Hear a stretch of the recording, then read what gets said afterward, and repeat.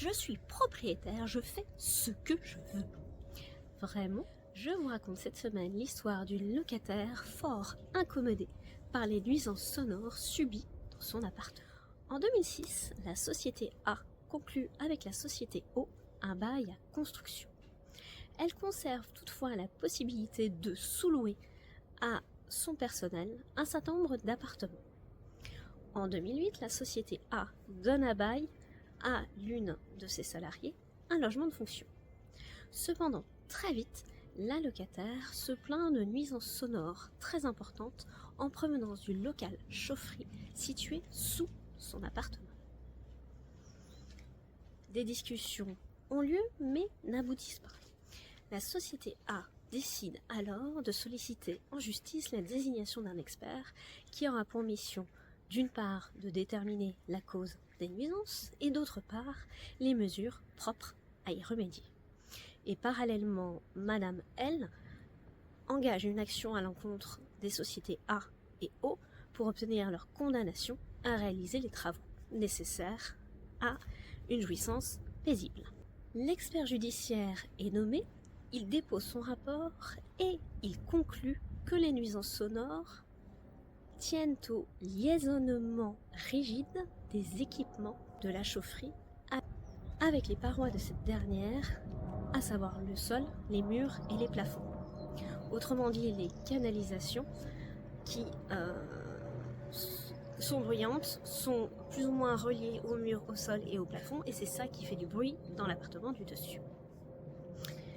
Et l'expert indique que la désolidarisation des éléments sera techniquement compliquée, voire impossible, compte tenu de l'exiguïté du local chaufferie. Il préconise plus simplement l'inversion des locaux chaufferie et électricité. Et c'est ainsi que la société O est condamnée à la réalisation des travaux de reprise, donc inversion local chaufferie, local électricité. Cette dernière mécontente fait appel, mais elle est condamnée sensiblement dans les mêmes termes. Compte tenu du coût très important des travaux, elle décide de relever un pourvoi en cassation. Elle soutient que le débiteur d'une obligation ne peut se voir imposer les modalités d'exécution de celle-ci. Autrement dit, le tribunal puis la cour n'avaient pas le pouvoir de lui ordonner de réaliser des travaux de déplacement de la chaufferie, mais simplement de lui ordonner de réaliser des travaux de suppression des nuisances tout en lui laissant la liberté de choisir les travaux propres à remédier à ces nuisances.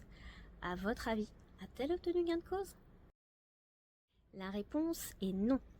Dans cet arrêt du 13 juin 2024, la Cour de cassation rejette le pourvoi. Elle juge que la juridiction qui constate des troubles à l'occupation du locataire apprécie souverainement les mesures qui vont permettre de faire cesser ces troubles. Autrement dit, le bailleur peut se voir effectivement imposer des travaux déterminés. Un conseil, un expert avait été nommé et c'est lui qui a dit les travaux qui étaient nécessaires selon lui pour résoudre le problème. C'est important à ce stade de parfaitement collaborer avec l'expert pour trouver une solution technique qui va permettre d'assurer la jouissance paisible du locataire, mais aussi que ça ne coûte pas de manière excessive au bailleur. Si cette vidéo vous a plu, je vous invite à la commenter, à la liker ou à la partager. Vous pouvez également vous abonner pour ne rater aucune de mes vidéos. Quant à moi, je vous dis à la semaine prochaine pour une toute autre thématique.